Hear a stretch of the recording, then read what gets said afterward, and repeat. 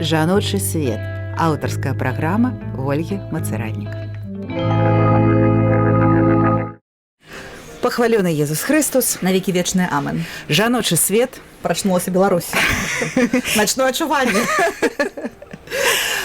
Женечка, ты у мяне у праграме. Ты памятаеш, як ты яе пачынала? Самую мою першую праграму я... Я памятаю, я хвалявалася. Я цяпер таксама хвалююся. Я хвалявалася. Гэта была моя першая праграма. Гэта...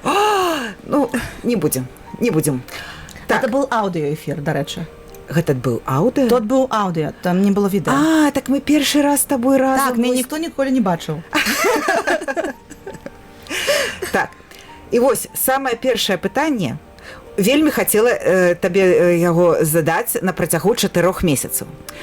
Калі адбывалася вялікая справа з касцёлам у Хоўхлава, ты памятаеш, што ты мне казала тады, калі толькі пачыналася гэта справа? Я, напэўна, шмат чаго казала, толькі я нічога не помню, вогуле з гэтага не памятаю. Ты казала так, вось, пафарбаваць касцёл і можна памерці. Я могла такое сказаць. Вось. Прайшло 4 месяцы. Я не памерла пакуль што яшчэ. І як? Адчуванні? Слухай, ну, дык і ведь і ты ж не памерла. А я не збіралася. А на самой справе я па-ранейшаму лічу, што вось гэтая падзея была адна з найважнейшых падзей у маім жыцці, акрамя, канешне, нараджэння дзяцей. Хоўхлава, ну і Радыё Марыя таксама. Ну, таму, в прынцыпе, я так, конечно, не хочу сказаць, што я збіраюся памерці вось літаральна цяпер, хаця у Бога, можа, свае планы, але, ну, надта ўжо шкада так не будзе, ну, толькі блізкіх. Насамрэч, мы з табою такія розныя. Дай до. Што павінны былі абыходзіць адзін аднаго вось за 3 кіламетры. Але ў некаторых рэчах у светапоглядзе мы з табой сыходзімся. Напрыклад? Ну, напрыклад, любоў да спявання ў хоры. Без удержу. У нас з табой па 4 дзяцей. Стоп. І яшчэ нядаўна высветлілася, што пакуль яшчэ усялякія хваробы нас з табой не адолелі, мы з табой ставім працаздольнасць вышэй, чым здароўе. То бок беспрацоўе для нас страшнее, жудасней, чым нейкая хвароба. Слухай, ну на самой справе за апошнія 3 дні я змяніла сваё меркаванне, бо, ну, высветліла, што ёсць у меня такая гісторыя, которую трэба паправіць, гэта больна і доўга і непрыгожа. Таму я падумала, што не, здароўе, напэўна, таксама мае рацыю, для мяне важна. Ну, я думаю, што я вырашу гэта. Хаця у радзільню з працай я хадзіла. Я таксама. Вось яшчэ 4-я рэч. Так вось, скажы, калі ласка, для жанчыны праца гэта пачэсны абавязак, абавязковы абавязак, права, або месца, дзе яна бавіць час. Воля, слухай, ну гэта правакацыйнае пытанне на самой справе. Так. А я думаю, што сярод нашых радыёслухачоў, відэагледачоў ёсць жанчыны, якія па-рознаму ставяцца да працы і альбо вымушаны ставяцца да працы, ну, напрыклад, как да чагосьці вельмі важнага, неабходнага і неважнага, а неабходнага надзвычай, бо яны з'яўляюцца тымі, хто ўтрымлівае сям'ю, альбо значна дапамагаць свайму мужу. І я не хачу іх пакрыўдзіць, бо я разумею кожную з іх, я была в розных іпастасях. Ну, на дадзены момант для мяне гэта жыццёвая неабходнасць у сэнсе, што я люблю працаваць, але лічу, што файна было б, каб кожная жанчына магла займацца толькі дзецьмі і тым, што ёй прыносіць радасць. Ну, в сэнсе працы, якая прыносіць ёй радасць, а не працы, якая вымушана яе карміць. То бок ты схіляешся, каб праца была правам. Да гэтага трэба імкнуцца, прынамсі. Ну, і рабіць тое, што не абавязкова прыносіць тебе шмат грошаў, а прыносіць табе задавальненне, радасць, і дзе ты можаш паслужыць Богу і людзям, ну, і гэтаму свету рэчаіснасцяў, тым, што ты ўмееш рабіць. Можа быць, гэта не абавязкова навуковая праца, а можа быць навуковая. Альбо, можа быць, гэта нават праца, я не ведаю, прыбіральшчыца, якая таксама вельмі важная. Ну, каб яна была табе ў радасць, гэта важна. Для мяне навогул праца і я гэта вось нешта непарушнае. Яны павінны ісці разам, я і праца. Воля, гэта згадзіся, што прыемнее, калі ўсё ж такі гэта твоё права выбраць ту ці іншую працу, альбо не выбіраць ее, калі яна цябе не задавальняе, бо гэта ўсё ж такі права, а не абавязак. З абавязкамі там з імі крышачку менш радужна, окей. Весёлкава. Да. Так вось, ты рэкламуем? А дзіцяткі Езуса? Да, добра. Тэрэза ад дзіцяткі Езуса. Супер выдатна. Так вось, пра працу. Ты ўсё жыццё працуеш? Збольшага так. Заўсёды ли твоя праца тебе задавальняла? В прынцыпе, нават калі гэта была скучная праца, яна мяне задавальняла, бо гэта быў такі, напрыклад, праца ў юрыдычным аддзеле, гэта была праца, якая не была для мяне надта цікавай, але гэта быў там першы досвед пасля універсітэту, быў першы такі ўзровень складаных задач, з якімі давалася даць рады, і, канешне, гэта натхняла. Але, шчыра кажучы, я б не хацела вярнуць тыя гады і тую працу. Добра, вось ты мне даслала цэлы стос тых прац, з якімі ты сустракалася. Давай рандомна будзем выбіраць. Рандомна. Вось. Якая была самая марудная? Напэўна, гэта юраддзел, бо, сапраўды кажучы, сваю прафесію юрыдычную я выбрала неяк абы-як. Я не ведаю, як можна выбраць прафесію з таго, што цябе ўсё твоё жыццё там з першага класа апрацоўваў муж тваёй цёці. Ой, то бок ні мама, ні папа, там, ні цёця. Цётку я любіла, а ў цёткі ёсць муж, ён такі сталага веку чалавек, з якім, дарэчы, мы жывем у розных дзяржавах і нават не камунікуем увогуле. Ён не быў мне блізкі, але ён так глядзеўшы да мяне, там, я першакласніца, ён мне кажа: «Жэш у нас будзе юрыстам». І я яшчэ, не ведаючы, што такое юрыст, я ўжо как-то адказваю. Мне падавалася, што калі такой дзядзя кажа такія рэчы, то это штосьці важнае, хорошае, і трэба прыглядзецца. І таму, калі мяне малую пыталі, якім я буду, я казала: я буду юрыстам. І потым той же самый дядя как-то меня так к концу моей школы подпихивал, каб я там пайшла до нотариуса, ведаеш, в подмастерье до нотариуса. І можна было там прыйсці, і меня хтось нават браў да сябе вось на такую стажыроўку пэўную, і можна было так, каб лёс склаўся менавіта такім чынам. Але я прыйшла до гэтага нотариуса, ён паглядзеў на мяне, паглядзеў, сказаў: «Слухай, мне падаецца, гэта не тваё». Такі быў сталага веку мужчына, такі прыемны, строгі. Он говорит: «Ты ведаеш, ты, конечно, заўтра можаш прыйсці, я бачу, што патэнцыял ёсць.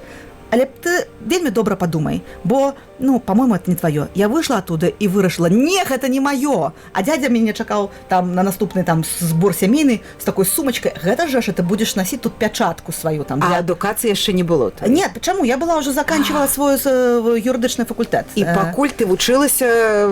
Я пайшла ўжо на юрыдычны факультэт. Я ўжо ўсё вывучала з той падачы. Мне было цікава, мне ўсё ж цікава, ты ж ведаеш, ты у штосьці занурыўся, і аказалася, што гэта так цікава.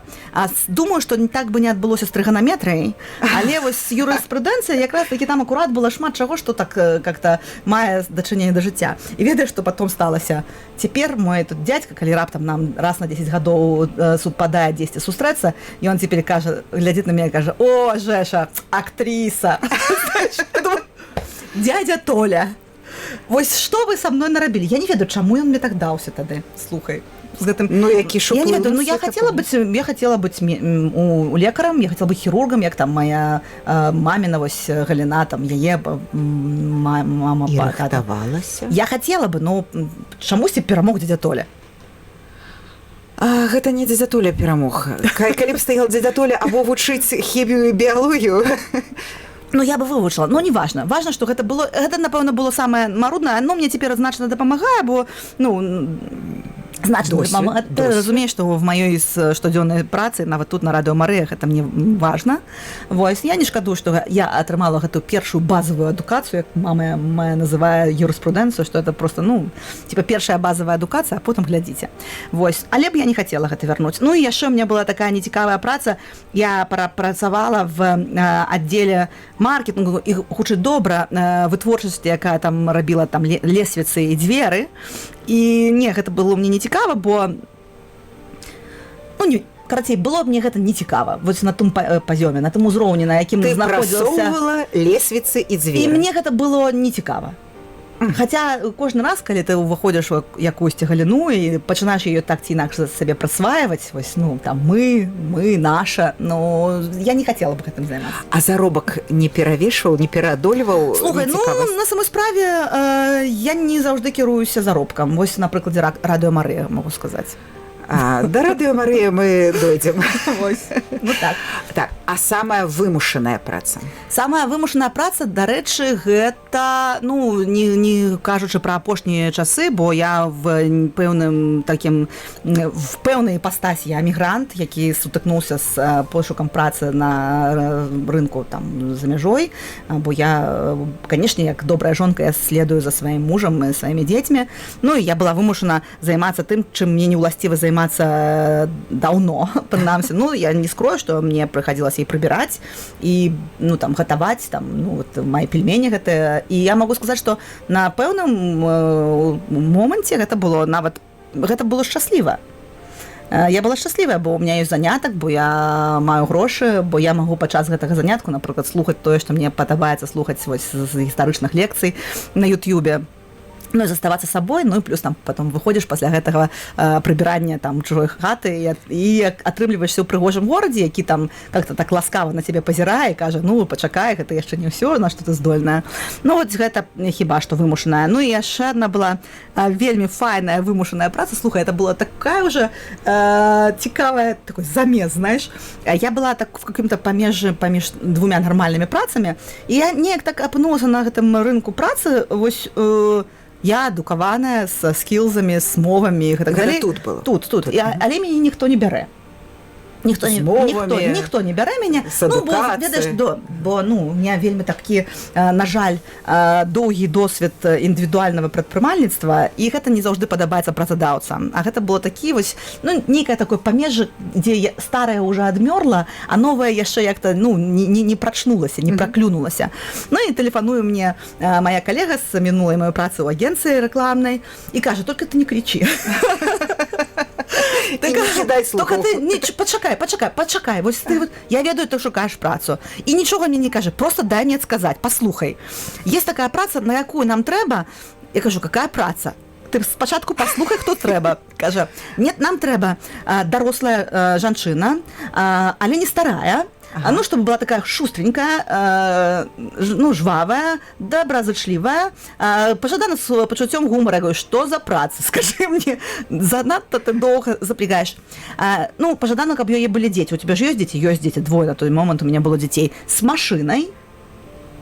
Карацей, трэба было разносить подгузники по радзільнях. Гэта была такая прома... Дзіцячыя падгузнікі па радзільнях. Ну, была прома-акцыя там бренда. Гэта быў не продаж, а быў прома такой. Это было прома. Ну, трэба было браць такі мех падгузнікаў. Я па выніку згадзілася. Она говорит, а цяпер паслухай пра зарплату.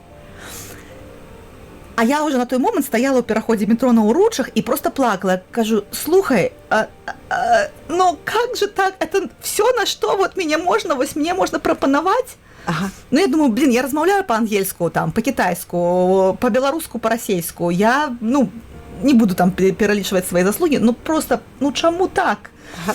Па выніку, гэта была такая шчаслівая праца, такая добрая і такая патрэбная людзям, не з пункту гледжання вось таго бренда, які там прома сваіх падгузнікаў рабіў у тых радзільнях. Задача была там заходить в радзільні, в палаты, это было все там абумоўлена. Ну, дамаўляцца трэба было таксама з персоналам, гэтым они меня потом уже добра ведалі, і заходить в гэтай палаты і даваць гэты сэмплы падгузнікаў, мяняць іх на контактныя дадзеныя тых жанчын, якія атрымалі, ну, чтобы можна было потом прыслаць ім якія-то прамоцыі, вось. І увогуле гэта ўвесь час пераўтваралася ў такія, ведаеш, вельмі патрэбныя пяшчотныя размовы тым, каму вось цяпер сумна. Бо жанчынам у радзільні часта бывае сумна. Ну, ведаеш, там, што там бывае? Рознае. Так, рознае. Там у кагосьці там дзіцёнка не вярнулі, ён яшчэ там у рэанімацыі. І ў гэтым мы з табой таксама адзін шлях прайшлі. Так, мы прайшлі гэты шлях, гэта будзе тэма для асобнай перадачы, напэўна, бо ёсць у нас такая гісторыя в анамнезе. Вось, але вось той, ну, досвед, гэта было, ну, можа, за 1,5 гады, я ўжо мела працу, але я ўсё роўна, там раз на тыдзень выязджала з гэтым мехам, я ведаеш, як там такі Санта-Клаус, То бок на наступнай працы ты ўсё роўна... Да, ну, мне кожны раз мне шчасце з тым, што праца мне дазваляла рабіць штосьці яшчэ. Я ніколі не рабіла толькі адну працу, то бок опцыя хадзіць на працу з там 9 до 5, нават калі яна прысутнічала ў маім жыцці калісьці вось каким-то таким в юрыдычным аддзеле, вот этого канцэрна, где я працавала, там, да, там трэба было, але у меня были там свои эти входы, выходы. Хутчэй выходы. Ну, дарэчы, між іншым, я была сур'ёзным юрыстам. Што ты? Подгузники это вам, это подгузники, а я ж была сур'ёзным. Яна вот такі суд буйны выйграла в тыя часы, калі гэта было такая, ну, задача по сілам юрыстам, калі так больш-менш можна было. Так, гаспадарчая справа, і яна была такая, ну, цяжкая, але я яе сваліла. І для мяне гэта быў такі, ведаеш, я памятаю той дзень, калі я прыйшла до таго суда, дымя свайго прадпрыемства, а ноччу я правяла, я тады іграла яшчэ на барабанах паралельна. Тогда так можна было сполучаць. Гэта не было справы. Ночь, это барабаны были такой працы фоновой, за которую там в клубах платили. И вот мы там ночью, у нас была какой-то концерт, что-то там какая-то вечеринка, здесь я там у сябровок засталась ночевать. И потом попросила маму, тогда еще мобильных телефонов не было, там написала ей на пейджер: мама, привези мне, коли ласка, по таким-то адресе до суда мой этот самый пиджачок деловой. И он был как раз в этом химчистке, мама привозит его туда, а наем гузика у нее мама просто, ну, все отпороли там в этом. И она мне дала пиджачок, дала мне цукерочку, я пошла и выиграла. Вот.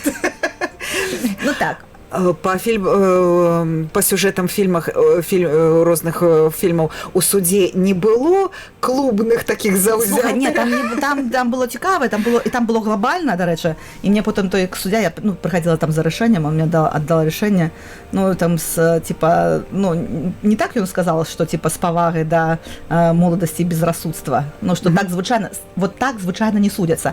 Ну, я разумею, что цяпер часы змяніліся, гэта быў 99-й, можа, год, 99-й год. Ну, гэта была іншая эпоха, і все, ну, было па-іншаму, і таму, канешне, ну, зараз бы так, напэўна, ўжо немагчыма было быць. Ну, вось. А тады так было. Вось, такая вось гісторыя. Слухай, давай паглядзім, што там я яшчэ тебе пісала ў спіс. У стосе? Я напишу, давай, разносчык падгузнікаў быў. А пра першы заробак чаму мяне не спытала? У якім узросце тады? Я была в 8 классе. Ну, вельмі добра. Так... Это было 3 рубля за спектакль. И нам давали по вынику, там были спектакли, в которых мы удельничали с девчатками, с моей гимнастики. А у нас был спектакль, назывался «Феномены». Это был спектакль театра студии киноактора, и там с нами был, ну, с нами, это мы там были, конечно, мы были гимнастки, и на нас пронали такие белые сукни пригожие, и мы мусили там выйти 3 разы у першым отделении, 3 разы у другим отделении, и каждый раз мы изображали там те же хоров отеля, там как-то так, или там людей, которые идут под дождем, под парасольками, знаешь, а апошний такой был момент, когда мы в самом уже апогее на финале спектакля, мы под какой-то выбух, там, залп стрельбы, мы выходили с таких импровизованных дверей, и в свете ультрафиолета мы по сцене там таких этих белых сукнях так кружились, знаешь. А самый был такой цимус, это выйти в антракте, в этих белых сукнях, в буфет кинотеатра «Москва», в яким это находился театр, взять там пирожку, ну и типа, мы тут актрысы. Это першы заробак? Это першы заробак. 9 рублёў было на месяц за 3 выхода. Ну так, гэта ж было так за савецкім часам, і калі ён толькі скончыў, памежжа. Я давно живу на свеце.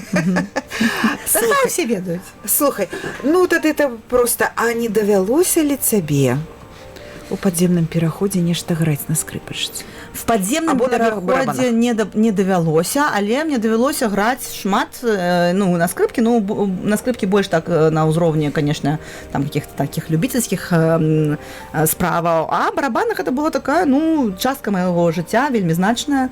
Праз яе, дарэчы, пазнаёмілася са сваім адзіным у жыцці мужам Вячеславам, і, ну, могу так сказаць, што ну, гэта мне таксама было цікава, але ж я у чымсьці цяпер ужо саромеюся, напэўна, сябе тую. Не хацела бы яе сустрэць.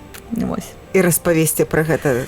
Ну, слухай, мы былі крутыя тады. Я ўжо не буду называць там назвы гэтых гуртоў, гэта не важна. Вот там брит-поп, рок, ну, что такое было. Але нават калісьці яшчэ тады пры жывым Александр Ціхановічы, тагачасным адказным за Еўрабачанне, калі гэта яшчэ так было, ну, так свежо для нас. Вы потрапили? Мы потрапили у финал этого самого одного отбора нацыянальнага, і з намі былі такія годныя канкурэнты кшталту гурта «Палац». Ну, гэта былі такія таксама даўнішнія часы, ну, потым все, ну, крышачку памянялася, ну, але ж вось такое таксама ў анамнезе ёсць. Так, барабанщика мы с тобой опрацавалі. Так, а скажи, калі ласка, что такое тренер по бытовой технице? Ой, ну это просто круто. Слухай, тренер, это была одна из моих найулюбёнейшых профессий. На самой справе, тренер по бытовой технице, ён вырос с тренера по, ну, просто агульна продажах и обслуговыванию клиентов. Ну, просто так сталося, что вось за все свое жыццё я была там уладальнікам некалькіх там крамаў, гандлявала там... Нема у спісе. Директор крама я не писала тебе? Не написала. Ну, я уже так не стала там даваться. Ну, да, это у меня весь час какой-то такой был такой торгаш во мне сидел. Причем, знаешь, вот цікаво то, что коли там твои, ну, бацькі перакананы, что, ну, с таких советских штампов, что гандель гэта кепска, а ты лежишь, что гандель гэта вельмі круто. И ты прям любишь гэта рабіць. Ну, у меня был там крама, ну, мы гандлявалі пастельнай белізнай і былі аднім з першых арендатораў у гандлёвым цэнтры сталіцы, калі ён толькі вось нараджаўся. І мы былі любімчыкамі всіх тых, хто там вось навокал сядзіць вось в этих установах, там, в універсітэце, знаешь. Вось жанчынкі до нас прыходзілі в нашу крамку, у нас, потому что былі, акрамя вось таких крупнагабарытых рэчаў, там, якіх-то там подушак, коўдраў, у нас яшчэ былі розныя маленькія там рушнічкі, ну, такая драбязая, ведаеш, гаспадарчая. Гэта добра шло на святы. І мы там у абедзенны прыпынак пачыналі устраивать такое шоу перасцілання ложку, бо ў цэнтры гэтай крамы тады ўжо на тыя часы звычайна так не рабілі. У нас уже такое было, этот ложак, у якім мы там менялі убранства яго. І вось. Ты ў гэтай краме і ў наступных. Ты была ўладальнікам? Я была ўладальнікам і дырэктарам, адпаведна. Вось. Добра, тады асабістае пытанне. Я таксама прайшла досвед уладальніка бізнесу. Я была нашчадкам, на жаль, гэтага бізнесу, і пасля паўгода я яго паспяхова прадала. Вельмі паспяхова я яго утрымала. Вось тут мы не аднолькавыя. Я ўздыхнула з такой палёгкай. Ведаеш, Саша, што уладаць бізнесам заўсёды цяжка, і не толькі ў нашай краіне, напэўна, усялякай. Калі гэта твоё прозвішча там не Ілон Маск, і твой бізнес не Евгения Маск. Вось. То бок я стамілася думаць, што рабіць? Заплаціць за матэрыялы або заробак надыходзіць. У меня такіх праблем не было ніколі. Я ведала, што рабіць. І я рабіла добра. Ага. Да. Я люблю гэта. Мне вельмі падабаецца гэта. Это прям моё. Ты моё. не сутыкалася з такімі вось фінансавымі развілкамі? Слухай, Воля, я на самой справе так давно жыву і так шмат чаго рабіла, і з такім шмат чым сутыкалася, што мне нават страшна аб гэтым узгадываць. Я просто, ну, возможно, вось, магчыма, я выглядаю там чалавекам там легкадумным і каким-то там ветраным і гэтак далей, але я могу сказаць, што я рабіла столькі ўсяго, і Бог мне давал такія складаныя задачы, такія складаныя выбары прафесійныя, і ад мяне ўвесь час хтосьці залежаў, што цяпер, калі я стала просто звычайным наёмным працоўнікам, гідам в шахце, то я разумею, што это прыемна. Вось, палёгку адчуваеш? Я, конечно. Што не трэба гэтыя ўсе складанасці вырашаць? Я не хочу вырашаць складанасці. І мне дастаткова складанасцяў, якія мы тут супольна вырашаем на Радыё Марыя. Мне падабаецца вельмі зараз быць вот этим вінцікам, які працуе ў гэтым механізме, вось тут, вось на нашым 4-м паверсе, сама ведаеш дзе. Мне падабаецца тое, што я есть частка супольнасці, і хаця я значная частка, я разумею, што на мне там можа больш адказнасці, чым на тым, хто просто там прыйшоў правесці праграму, хаця гэта таксама вельмі важная адказнасць. Вось, але мне падабаецца тое, што мы робім, і я лічу, што вось все тыя досведы, якія дагэтуль я мела, гэта тое, што было пакладзена ў капілку Радыё Марыя, вось, па выніку. Ну, а праца трэнера, калі ўжо да яе вяртацца... Так, вяртаемся. То вось, накапіўшы гэты досвед камунікацыі, там, абслугоўвання, продажу і так далей, я апынуўшыся наступны раз перад жахлівай нястачай, якая часам там дасцігала маёй сям'і, нас так хвалямі нястача накрывала, то, ну, мы звычайныя людзі, у якіх там то атрымліваецца, то не. І ведаеш, там, калі вот ты жывеш, у тебя дзеці і дылема, каго накарміць за 5 тысяч тых рублёў, 5 рублёў, которые тебе. Собак ці дзяцей, і ты такой, ну, дзяцей у бацькоў пакормім, а вот собакам придется купіць. То і ты доўга не можаш знайсці працу, і там был какой-то такой у меня перыяд у жыцці цяжкі, там я моцна хварэла, і был у мяне такі непрыемны вельмі эпізод вось развітання з людзьмі, якія там, ну прям украли мой бізнес. Вот прям так это было. Это было вельмі драматычна на самой справе. І налажылася на маю такую уласную бездапаможнасць, бо я вельмі моцна хварэла ў той час, это был там 2009 год. І в 2010 годзе па выніку мяне ўзялі.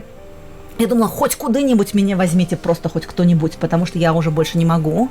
И я стала писать пауксюль, где можно было только писать свои резюме, там по 100 штук в день, и отштурховывался от компании. То есть я думала, я столько всего могу робить, и мне уже важно, что я не хочу это робить у ИП Найдович, как я сама, потому что, ну, правда не хочу. Ну, есть уже пэўные какие-то у меня там узровень жаданняў. И я выбирала компанию. И думала, как быть наймитом. Так, я бы хотела пойти в найм и быть там, галоўнае, каб было назва компании, и я думаю, я в нее войду, ну, хоть кем, а там поглядим. А там и узначалі. Это был мой алгоритм. Слухай, ну, ведаеш, ён даволі шустренька даў плён, я ніколі не забуду гэты досвед вельмі важны ў маім жыцці, который таксама замяніў мяне і, ну, і маі магчымасці моцна, бо вот все тое, што я назапашыла, ну, праз усё, праз гэты гандаль, праз гэты юрыдычны аспект, праз гэтыя барабаны, праз гэтыя падгузнікі, праз гэта ўсё я смогла прадаць под назвай трэнер по продажам. Распавядзі. Нет, трэнер по бытовой тэхніцы. Пачакай. Ага. Спачатку это был тренер по продажам бытовой тэхнікі. По продаже бытовой тэхнікі. По бытовой тэхніке. Вось так і назывался. Трэнер по бытовой тэхнікі. Да. Ну, калі чуеш вось гэтую назву... Ну, это вельмі просто. Ты садишься спачатку и где-то 3 месяца вывучаешь холодильник. И этот самый пралку, и яшчэ ўсё астатняе, што робіць, я не буду тут рекламаваць кампанію, эта кампанія вельмі дарагая майму сэрцу, і мои тыя калегі, і тая жанчына, дарэчы, і Наталья, калі ты мне чуеш цяпер, вось, і я яшчэ раз хочу падзякаваць ёй за тое, што я ніколі не забуду той дзень, які быў такім вельмі важным у маім жыцці, 9 мая 2010 года, калі я прыйшла ў кампанію, яны працавалі на свята, бо они сказали, ну, мы корейцы, мы працуем, знаешь. Нам все равно 9 мая. И я пришла, и меня взяли. И мне поверили, то бок я как-то вот, ну, продала эту думку. Ну и вось я научилася усяму тому, что яны продаюць, я разобралася ва ўсім да вінцікаў. Ну, в принципе, чалавек так устроены, нават жанчына, што яна, калі штось захоча, яна можа ва ўсім разобрацца. І што? Што твоим абавязкам? Я стала гуру. А что ты робила? Ты ж не ремонтовала ту технику? Я ходила у компании наших клиентов, которые вось праз гэтыя установы. То бок гэта было рознічна, не рознічна, гэта было і то, і то. Это было і то, і то, і кліенты наши былі і то, і уласна і розніца, і опт, все гэта было, і мне трэба было туды прыходзіць і распавядаць пра асаблівасці нашего прадукта і вучыць яго прадаваць. Ну, я там распрацавала методику, как можно эффектно запрыгивать в холодильник, и потом из него выпрыгивать, знаешь, там. Ну, мне гэта вельмі падабалася на самой справе. Мне гэта вельмі падабалася, потым я яшчэ там же я займалася сертыфікацыяй гэтай прадукцыі, то бок да чаго я все гэта веду? Гэта такое вось, ну, хвілінка бахвальства крышачку, але я могу сказаць, што большасць з нас, людзей, калі вось не будет себе недооценивать, здольно, ну вот, на самые невероятные такие решения, я маю на увазе решение с працей, ну, просто трэба поглядеть под іншым углом на самого себе. Вось. Ну и, конечно, ну, для мяне было заўсёды важна адштурхоўвацца менавіта ад таго, што я хачу рабіць. Ну, што я хачу, дзе ось я бачу сябе і што бы я хацела. І калісьці, ведаеш, там была не на каталіцкім радыё пра гэта будзе сказана, але я ржу з гэтага эпізоду ў сваім жыцці, ведаеш, калі там твои сяброўкі, астролагі, паглядзеўшы ў тваю там натальную карту, і кажу, ну і што ты там бачыш? Она говорит, я бачу твою профессию. Твоя профессия – это куда-то ехать и что-то говорить. І ты ведаеш, што я ўвесь час пра гэта думаю цяпер. Я думаю, ну вот я сапраўды нічога больш не умею. Ну, ось, уласна, я умею ехаць і гаварыць. Ну, то бок, усе твои працы, апроч прыбірання, гэта ехаць і гаварыць. На прыбіранне таксама трэба было ехаць. Але не гаварыць. Слухай, ну і трэнера, дарэчы, яна некалькі год так зацяжно мяне доўга карміла, і потым я выйшла ўжо з той кампаніі, выйшла проста в такі адкрыты рынок, дзе ёсць кліенты, которые замаўляюць уласна цябе, у цябе ёсць уже пэўнае реномэ, і, в прынцыпе, даволі доўга я з гэтым жыла, і калі цяпер зацікаўленыя слухачы пытаюцца там, и что, ну чему же ты променяла все вот это на то, как быть бесплатным директором радио Мария? Вот. Ну, то я хочу сказать, что, ну, на мой погляд, есть рэчы, которые устаревают, ну, принамсі для тебе. Ну, для мяне гэта устарело. Я бы уже не хотела тут вернуться. Переросла. Ну, так, я как адчуваю, что я, типа, overqualified. Ну, в этом няма, то бок в гэтай прафесіі в ёй можна расці, безумоўна. І зараз сучасныя тэхналогіі, якія патрабуюць новых ведаў, новых тэхналогій, ну, понятно, што все там все змянілася, і продажы, гэта інтэрнэт-продажы, которые, ну, патрабуюць іншага падыходу, і можна было бы гэта падняць, але я просто, ну, уже не хочу, не адчуваю, што гэта маё. Вось. То бок, а што там яшчэ? Заўвага. То бок, калі ты кажаш, што наш пульт гэта космос, то гэта не крывадушна, таму што ты калі цябе запярэць там. Я разберуся, Воля. Просто што я разумею, што просто што калі можна ўжо выбраць, то я бы выбірала не пульт, а мікрафон. А гаварыць. А пагаварыць. І ехаць. І ехаць. І ехаць і гаварыць. Вось. Слухай, тут яшчэ бачу, што ў мяне ёсць яшчэ цікавы досвед. Ёсць повар-прыбіральшчыца, глядзелі, дырэктар турыстычнай кампаніі, чаго ты не пытаешься пра правадніка ў Кітаі? Таму што праваднік у Кітаі... Не, меня больш цікавіць гід у шахце. Ну, гэта частка правадніка па Кітаю. Гэта наступнае. Гэта тое, што я, аказваецца, таксама умею і люблю. Вось. Ну, таксама так сталася просто. Ну, гэта таксама, гэта гаварыць, так? Вадзіць людзей і гаварыць, але само месца незвычайнае. Калі я была маленькая, мой тата казал мне, ну, я там, тата, там, дай что-нибудь мне. А он такой, дай, уехал в Китай. И сказал, никому не давай. А особенно вот этой маленькой девочке. Наговорил тата. И я подумала, что паколькі мой дай паехаў у Кітай, то мне трэба паехаць яго пашукаць. Ну, і я там пэўны час, ну, і нават і цяпер так лініва, калі вось ёсць натхненне, магу там прапанаваць і сабраць атрад і паехаць яго даследаваць. Ну, гэта было до ковіда.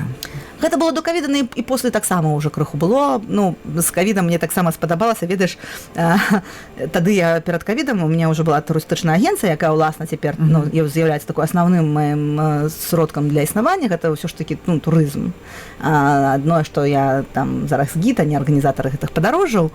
Вось, і я памятаю добры дзень, знаеш, я іду, я вельмі моцна цяжарная, праз 2 там тыдні нарадзіцца Тадэуш, гэта зіма, я правяла другую групу за дзень на расійскай мове, і будзе яшчэ 3, бо тады ўжо быў 20-й год, і ўжо был ковід, расійскамоўныя турысты яшчэ былі, а ангельскамоўных уже не было.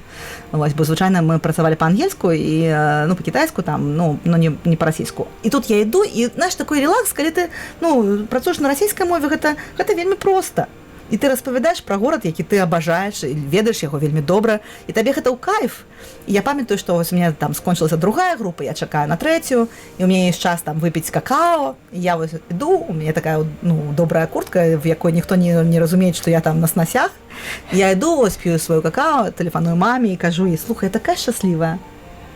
Я такая шчаслівая, бо я разумею, што я знайшла то, чым я обожаю их заниматься и хочу заниматься все жыццё. Сустракаць розных людзей, апавядаць ім пра маё любімае, пра мой родны горад, там, і глядзець на іх такія, ну, бліскучыя вочы, што ім все это так цікава, што, ну, мы можам расказаць пра свой светапогляд, пазнаёміць, ну, вось, людзей з іншых планет з намі, якія мы тут ёсць. І можна гэтым займацца да старасці, уласна, мама. Можна быць зусім старой жанчынай і вадзіць гэтыя групы, быць у добрай фізічнай форме.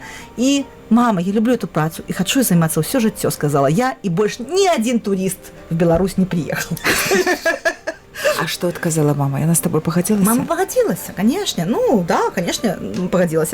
Ну, просто что тады вось гэта был капец вот с 20-м годом, с отсутностью туризма, и мы с китайцами, вось, бо моя турагенция обслуговывала пераважную большасць, ну, китайских групп, то мы тады першыя, хто там памёр, потому что китайцы перш за ўсіх не поехали до нас. Так, вось. Так. И все, и как-то пачалося вось гэта эпоха унижения с тым, что ты без працы ізноў. Вось. І это было вельмі для мяне цяжка, бо тады вось нарадзіўся Тадэуш, тады Слава ўжо быў па працы ад'ехаўшы з краіны, мой муж, і там дзеці паехалі за ім, і я засталася там з малымі, тут адна, студэнты паехалі, малыя засталіся, знаеш, і ты без нармальнай працы, ты без, ну, уласна, вот сам на сам со своим там вось маёмасцю, которая патрабуе там пачысціць снег і так далей, і без працы. І ты бярэш за ўсё, што там вось как-то выпадае. Ну, радуеш ужо было. А ты думаеш, радуе гэта хлеб? Нет, гэта не хлеб, але гэта праца. Радуе гэта мёд. Гэта праца. Радуе гэта шчасце. Радуе гэта шчасце, радуе гэта радасць, радуе гэта сэнс жыцця, радуе гэта супольнасць, радуе гэта... Ну, гэта то, ну, дзеля чаго можна, в прынцыпе, мець іншую працу, якая дазваляла тебе утрымліваць радыё. Знаеш, вот я б так это назвала. Але не на радыё, ты робіш тое, што любіш. Ездзіш і гаворыш. Размаўляю, да. Вось, то так, канешне, вось, ну і калі вось я апынулася ў тых умовах, у якіх я жыву цяпер, а жыву я цяпер, то есть так, я такі чалавек, які складаецца там з двух галаграм, якая в адном месцы ў адзін час, а ў іншым месцы в той же самы час, літаральна. Вось, то, ну, вось, знайшла для сябе такое шчасце быць правадніком, навучыцца гэтаму, ну, просто уже... І не абы-дзе. І на іншай планеце. Вось гэта вот да цябе так уласціва, што ты праваднік не абы-дзе, не ў краяведчыцкім. Слухай, краязнаўчы музей можна быць добрым правадніком. Можна, але ж вось самае такое экстрэмальнае. Вось, ну толькі яшчэ ў акіянарыю ты не была. Я глядзела, як гэтыя ужасныя кіты раскусываюць сваіх дрессировщиков. Кіты? Ну вот эти касаткі. Але гэта пляма. Не быть раскусанной? Не. Не размаўляць з людзьмі ў акіянарыю, не вадзіць іх па акіянарыю. Ну, то бок, па гораду вадзіла, па Кітаю вадзіла, па шахце водзіш. Вось яшчэ толькі акіянарыю не хапае. Нет, цяпер у мяне ёсць яшчэ сфера інтарэсу, я не хачу пра яе пакуль што апавядаць, бо гэта так в стане распрацоўкі і шмат чаго залежаць ад мяне, але я адчуваю, што, канешне, гэта, ну, ўжо складана, бо калі ты там, ну, мне ж таксама ўжо не 15, не 20 год. Ну, мы просто дарослыя. Ну, трэба пераапрацаваць вялікі аб'ём інфармацыі і яе яшчэ там прад'явіць на экзаменацыйную камісію, і шчыра кажучы, мне сябе шкада. Вось пра працу з экзаменацыйнай камісіяй. А я яшчэ ведаю, што ты вельмі любіш складаць літаркі ў словы. Это ўжо не праца, это релакс. Добра, а тады пытанне, а можа кніжку? Я думаю, что калі-небудзь я просто скопирую с Фейсбука, что я там написала, раздрукую на этом самом, на принтере, сошью скобками, и это будет книжка. И это будут прям сярэднявечныя прыгоды. Ну, мне так падаецца. Слухай, не, ну я думаю, что, ось, дарэчы, на радыё Марыя менавіта тут ёсць цэлы стос таких панічак, мне знаёмых, для которых адпачынак гэта калі ты сел і пачаў штосьці пісаць. Так. Ну, альбо там лічбы складаць в слупочкі, не ведаю. Я таксама люблю літаркі складваць у слова. І вось гэта, каб гарманічна глядзелася, каб там прабелы, там косты, каб рытм не парушаўся. Потом 10 разоў гэта перачытаць, там паперасоўваць. Учорашні дзень не адрозніваўся ад сённяшняга дня па стылю, слухай, ну дзіўная, да? Дзіўная форма задавальнення. Я не разумею, чаму гэта можна расцэньваць як такі спосаб адпачынку. Гэта новыя нейронныя сувязі. В гэтай сувязі вельмі страшна. Я переживаю за канкурэнцыю ў выглядзе штучнага інтэлекта, ведаеш? Не переживай. Гэта асобна, але за штучны інтэлект пакуль не трэба переживаць. Мне он раздражняе. Мне таксама раздражняе. Я сябе не ставлю нікуды. Што ты лезеш, думаю? Дай вот, не забирай мой хлеб, А вось, ці падабаецца тебе зарабляць грошы? Вельмі. Я полюбіла гэта. Слухай, дарэчы, таксама хацела падзяліцца з нашымі радыёслухачамі для таго, каб перадача была больш-менш карыснай, а не проста патріпались там і пахваліліся сваімі дасягненнямі, я пра сябе. Я хацела сказаць, што на самой справе ведаю пра тое, што шмат у каго з людзей, тых, што жывуць на гэтай зямлі, ёсць пэўныя праблемы з как сказать, попросить грошы за сваю паслугу. Ёсць. Гэта з таго, што, ну, я так думаю, што гэта звязана там з тым, што нас строга выхоўвалі, з тым, што там гандаль гэта кепска, там, или там дапамагчы... Са знаёмых грошаў не бяруць. Са знаёмых грошаў не бяруць. І ведаеш, я вельмі доўга сама з сабой працавала на гэтую тэму, бо для мяне калісьці там был такі какие-то семінар для трэнераў, на які я пашла. Дарэчы, таксама мне такі есть пэўны крытэр, вось, калі я там іду на вучобу, на какую-то платную, думаю, так, ну вот заплачу, ничего нового не пачую. Ну, то значит, я добрый спецыяліст. А калі я пачую хоць штосьці адно новае для сябе карыснае, ну, то буду лічыць, што я ўжо там недарэвна патраціла. Дык вось мне спадабалася, там такая была гульня, ну, простенькая, типа, што для вас грошы. І я так брезгліва сказала, што для мяне это какое-то и потом я то же самое повторила своему мужу дома. А он так на меня поглядел, говорит, знаешь, Найдович, а для меня это золотой дождь. Золотой дождь, который там теплый. И он дае столькі магчымасцяў, на магчымасцю зрабіць добрае. Паглядзець новае. І яшчэ таксама в той же размове прысутнічаў яшчэ адзін чалавек, ён уже адышоў да пана, ён амерыканец, такі старенькі быў у нас сябр, который, паслухаўшы ўсё гэта пра вот это мои вот эти изречения, он сказал, слушай, а чаму ты не любіш іх? Чаму ты не хочаш іх? Это же вельмі хораша. Ну вось глядзі, ты разумная, і у тебя есть руки, і руки твои працавітыя, і галава твоя разумная. І ты можаш значна больш, чым, напрыклад, тыя людзі, якія, напрыклад, па стану здароўя, ну, не могуць зрабіць тое, што можаш ты. І ў выніку ў сваёй працы ты можаш атрымаць грошы, з якімі ты з кімсьці падзелішся. Ну, ты хіба не хочаш, чтобы ты падарожнічаць? Ты любіш падарожнічаць? Люблю. А ты хочаш з дзецьмі падарожнічаць? Канешне, не хачу. Так вось, а яшчэ можа нарадзіць яшчэ адно дзіця. Или кажа, а ты хочаш, ну, я кажу, ну, нам так было цяжка, і у нас Ваня хацела часопіс для хлопчыкаў, а Ева хацела часопіс для дзяўчынак. Але мы маглі купіць толькі адзін, і вот выберы каму. Он говорит, ты же хочешь, чтобы у твоих детей было кожнага часопісу, і ты можаш зрабіць так, што яшчэ ў кагосьці будзе часопіс, хто не можа сам сабе яго набыць, бо ён, ну, ён слабенькі чамусьці, ну, ось на пэўным каким-то там этапе свайго жыцця. І знаешь, меня это так натхнило на самой справе, я подумала, ну, правда, золотой дождь.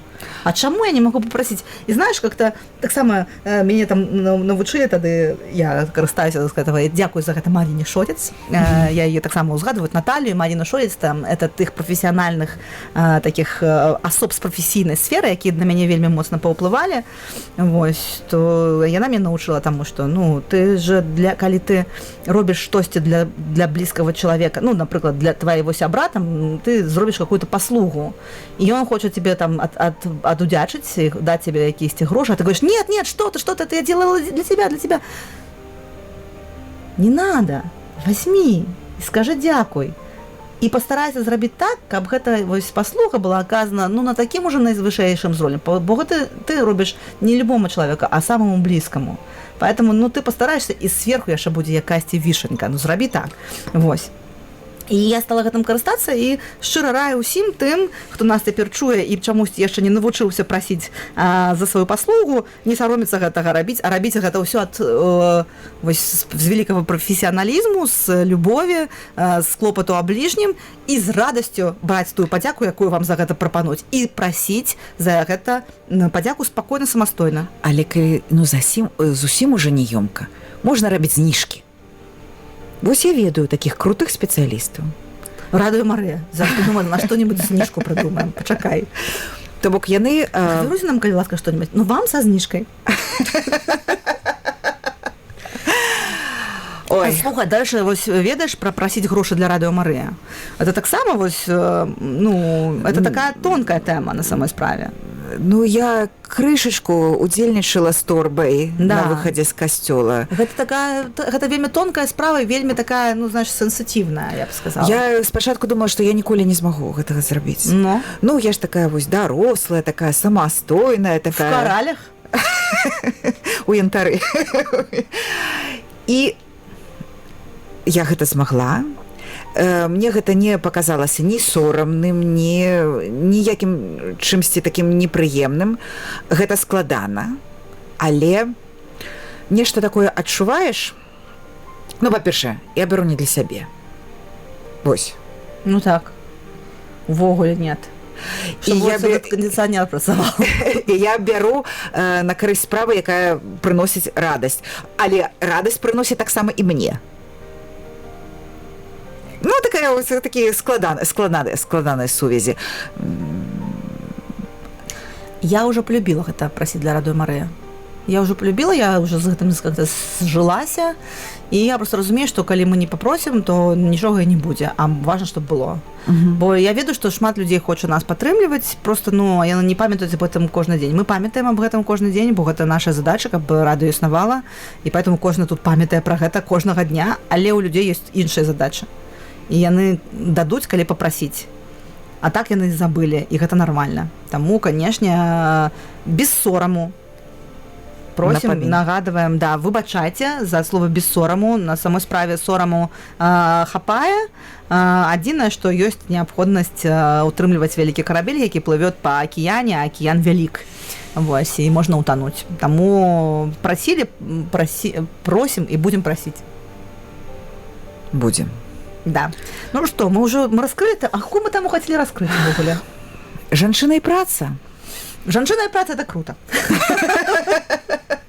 Жанчына і праца, яны как бы адзін аднаго. То бок пасля першага пытання правакацыйнага мы ўсё ж такі вярнуліся да таго, што жанчына і праца гэта круто. Жанчына і праца гэта круто, але я ад усяго сэрца жадаю ўсім нашым радыёслухачкам, якога б узросту яны не былі. І радыёслухачам, якія маюць радыёслухачак. Я пра радыёслухачак кажу. Я не кажу пра мужчын. Мужчынская гэтая сфера, яна мне недасяжна. Я не разумею, як там у іх все это працуе, якія у них там хімічныя рэакцыі, ну, в сэнсе, што іх матывуе на працу, я разумею, у іх іншыя матывы і так далей. Я за наша вось адкажу, вось, з майго пункту гледжання, my humble opinion, как бы, што я жадаю кожнай нашай слухачцы, каб у яе была магчымасць працаваць радасна, плённа, тым, чым яна можа, і тым, што ей вельмі падабаецца, прыносіць карысць людзям і радаваць Пана Бога, і пры гэтым не быць абавязанай працаваць. Ой, як завярнула, але добра завярнула. І на гэтым мы развітваемся. Да, новых сустрэч. Но мы яшчэ шмат чаго не абгаварылі. Слухай, мы не абгаварылі, ну, потому што можна... Ну, пра працу дастаткова. Пра працу дастаткова у нас яшчэ, я веру і спадзяюся, што яшчэ не раз ты завітаеш у нашу сціплую праграму. А пра што яшчэ будзе? Пра клізму? Я не умею пра клізму. Пра дзяцей, пра жывёл. Я не умею пра дзяцей. Пра хамяка магу. Хомяк это теперь у меня на топе, знаешь? Хомяк это во! А у меня... уже новая программа, да? Хомяк, там, собаки, там, все такое. Ну, это уже так. Это редиска. Калісьці была. Калісьці была. Добра. Я хацела яшчэ пра шахту, но але Шахта – это глыбако. Ой, я ведаю, што гэта глыбако. Ну гэта такое ўражанне, ну у наступны раз і пра шахту, і пра дзяцей трэба. У меня есть мундыр. Бо нашы з табой дзеці, яны ж у адзін год нараджаліся, і таму вось вот и хор, я так памятаю, пришла на хор, а мне кажут: идите, вон и мама Маргарита уже пришла. Я зашла в хор и сказала: где тут мама Маргарита? Ну вот из тых часоў. Дзякуй, Воля, за то, что ты робіш да радыё, дзякуй за то, что пацікавілася мной. І вельмі хацелось бы запрасіць твою маці. Маці моя, гэта бастион. І у яе спытаць усё пра цябе, усё, што мы хочам пра цябе ведаць, але не ведаем. Мама моя – это бастион, она непоколебима. Ну, спадзяюся. Час лічыць, точыць. Ладно, ну что, пойдем, уже там перацягнули, нас звольняць за наши вось гэтыя доўгія праграмы. 18:42. А, не, нормально, можно еще что-нибудь? Не, нас звольніць наша галоўная рэдактарка, кажаце, вы парушаеце ўвесь расклад, таму сапраўды развітваемся, але не назаўсёды, і хуценька сустрэнемся зноў у розных перадачах. Хвала Христу. Жаночы свет. Аўтарская праграма Ольгі Мацараднік.